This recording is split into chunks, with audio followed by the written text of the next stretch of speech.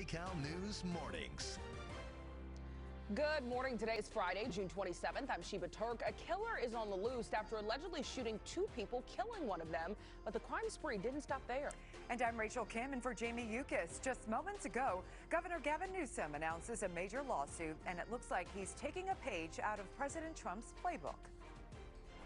It is a new day, but it is not a new weather pattern. We are stuck in the clouds again, but compared to gorgeous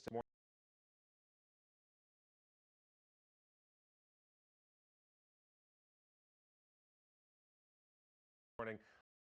Los Angeles today, 81 degrees on your Friday. How's the Friday morning commute looking? Here's Kalina. Good morning. Hi, good morning. So I do have this SIG alert that's still here right now on the 405 freeway. It's been here pretty much all morning, and unfortunately it is a fatal crash investigation. 405 south of the 90 connector. The connector road is closed. You can see southbound traffic building as you approach. It's not that bad, but the northbound side is where it's really heavy. About a 30-minute ride from the 105 to that 90, and then it clears up the rest of your drive to the 10. Here's a southbound 405 through the Sepulveda Pass. You can see in our next traffic camera. Southbound delays here continue to build. It's about a 30-minute ride Roscoe to Sunset, so still give yourself at least a 20-minute head start to make it through that traffic backup. The rest of LA, we're seeing so much green this morning. Some delays in downtown, and I'll have more on that coming up. Ladies, back to you. All right, thank you so much, Kalina. An update on our breaking news in the Florence-Firestone area. Investigators say a security guard is dead and another person is critically hurt after a double shooting outside a cannabis dispensary. Kcal News reporter Lucelia Caballero is live at Compton Avenue and East 91st Street, where that shooting happened. Lucelia, we understand you spoke with a victim's family member.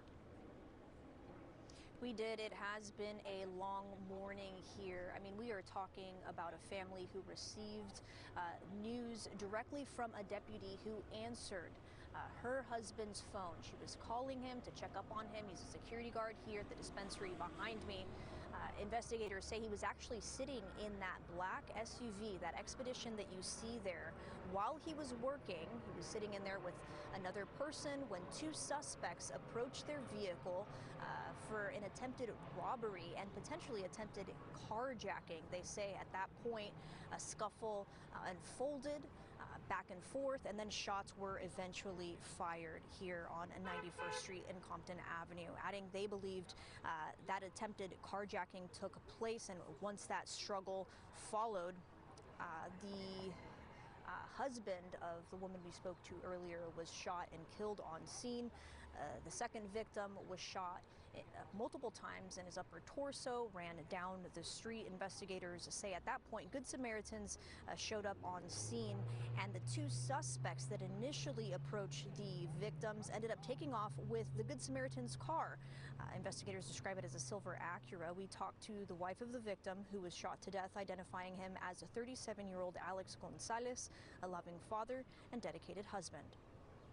Well, we pretty much lost a part of us, that took care of us and came to work and had to take care of us, me and, his daughter. So now my daughter is, our daughter's without him, and, life's going to be different. She tells us Gonzalez had recently clocked in before all of this unfolded, saying he had been working outside of this dispensary as a security guard for a handful of months prior to this incident, but had been working security for about 4 years. At this time, investigators are looking into any and all security camera footage and talking to people to try to find these suspects that are still outstanding. They're asking anyone with information to come forward. Reporting live in South LA, Lucelia Caballero, Kcal News. Thank you, Lucelia.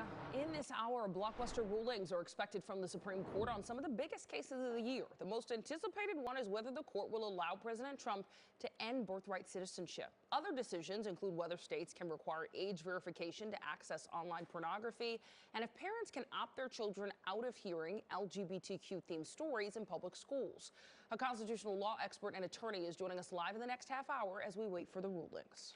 Developing news right now, Governor Gavin Newsom says he's launched a massive defamation lawsuit against Fox News.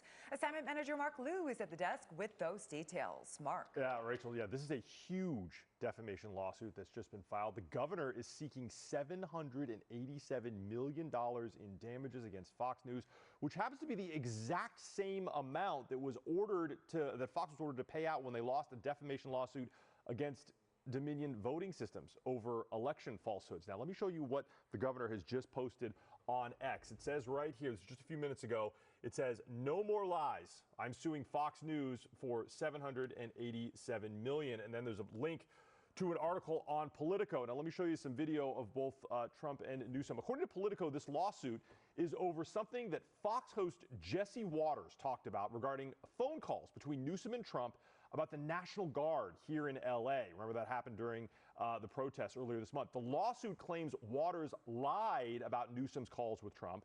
Newsom's lawyers alleged Waters' program misleadingly edited a video of Trump to support Waters' claims. The lawsuit does go on to discuss the timings of these phone calls between the president and Governor Newsom and the questions that host Jesse Waters asked on his show, implying that Newsom may be lying about all of his discussions with President Trump. Now, the $787 million ask for damages happens to be almost exactly the same amount of money that was awarded to Dominion voting systems in 2023 to settle a historic defamation lawsuit about the 2020 election. Coming back out live here to me, we have asked for comment from both Governor Newsom's office and Fox News about this lawsuit. When we get information from them, we'll definitely come back on and let you know. That's it here from the desk. I'll send it back to you.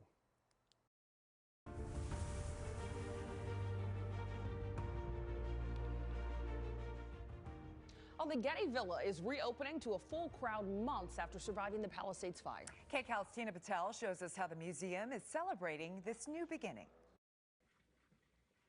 The Getty Villa stretches over 65 acres in Pacific Palisades, and on interior parts like this herb garden, you actually can't tell that there was a fire that came anywhere close. Everything here is beautiful and pristine, but on the outer parts of the property, the fire did get very close to buildings and also burned a lot of vegetation. There were staff here that day on January 7th. Luckily, the museum was closed, so there was no visitors.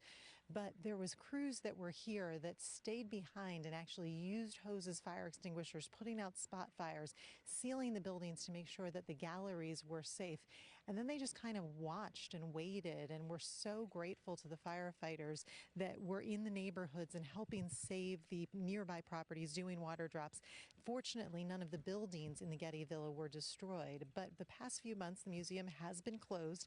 There's been a lot of work cutting down more than 1,400 trees that were damaged by the fire, doing a lot of cleaning, replacing a lot of the ventilation systems, and getting everything open to be able to reopen to the public. And that's what's happening today. So again, we'll be open from Fridays till Mondays. They are asking for reservations because they're trying to just make sure that they don't overwhelm the community with too many visitors, too many cars coming through. You can go to Kcal Dt to make reservations. It is free to come here. You just have to pay for parking.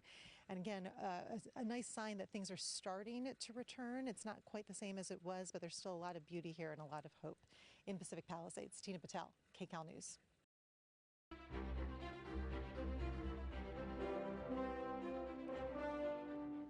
Congress is in a race to get President Trump's so-called big, beautiful spending bill done before next Friday. But a move by the Senate parliamentarians set negotiations back a bit. Kcal News anchor Chris Holmstrom joining us now on what she did. Chris? Yeah, absolutely. 1 week. Will it happen? I mean, we'll find out. But Elizabeth McDonough, she told the Senate leaders that some of the measures in their tax and immigration bill could not be included. In particular, a GOP proposal to remove hundreds of billions of dollars from Medicaid over the next decade to help pay for Trump's tax breaks.